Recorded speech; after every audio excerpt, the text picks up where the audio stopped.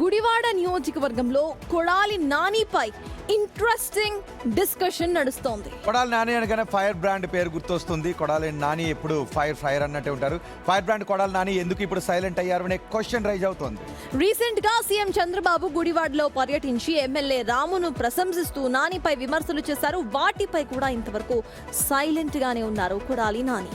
Fire brand silence పై గుడివాడ రాజకీయ వర్గాల్లో చర్చ నడుస్తోంది.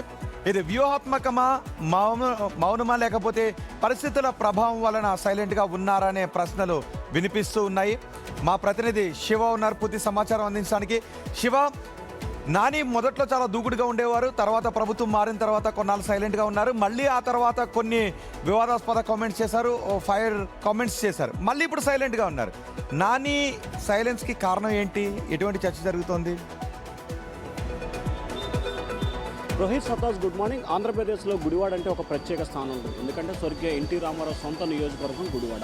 ఈ నియోజకవర్గంలో కొడాలి నాని 3 సార్లు గెలిచారు, ఒకసారి ఓడిపోయారు. అయితే గత 3 దఫాల కంటే కూడా గతంలో 2014 నుంచి 24 వరకు ఇష్టానుసారంగా విమర్శల వర్షాన్ని గుర్తించారు. కానీ 24లో కూటమి ప్రభుత్వం అధికారం రావడంతో నాని దాదాపుగా 2 సంవత్సరాల పాటు అజ్ఞాతంలోకి వెళ్ళిపోయిన పరిస్థితి కనిపించింది. నియోజకవర్గ మొహం ఆయన మళ్ళీ అసలు వచ్చే ఎన్నికల్లో పోటీ చేస్తారా లేదా అనే అనుమానాలు కూడా వ్యక్తం చేస్తున్నారు కొంతమంది. గతంలో ఆయన ఇదే తన చివరి ఎన్నికలంటూ కూడా చెప్పారు.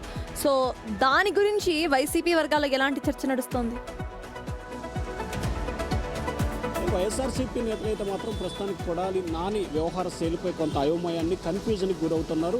నాని వచ్చే ఎన్నికల్లో పోటీ చేస్తారా లేదా, ఒకవేళ పోటీ చేస్తే గుడివాడ నుంచి పోటీ చేస్తారా లేకపోతే పెనమలూరు నియోజకవర్గం నుంచి పోటీ చేస్తారనే చర్చ మాత్రం వైఎస్ఆర్సీపీ నేతలు విస్తృతంగా కొనసాగుతూ ఉంది. ఎందుకంటే ఇటీవల కాలంలో సీఎం చంద్రబాబు గుడివాడలో పర్యటన చేశారు.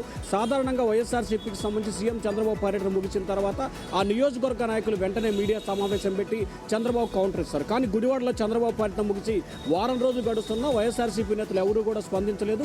ఈ నేపథ్యంలోనే కొడాలి నాని కేసుల భయం కావచ్చు, లేకపోతే ఇతర కారణాలు కావచ్చు, అలాగే వచ్చే ఎన్నికల్లో వేరే నియోజకవర్గం చూసుకుంటున్నాడు కాబట్టి ఎందుకు కాంట్రవర్సీ అని చెప్పి ఆలోచన ఉన్నట్టుగా వైఎస్ఆర్సీపీ నేతలు వ్యాఖ్యానిస్తున్నారు.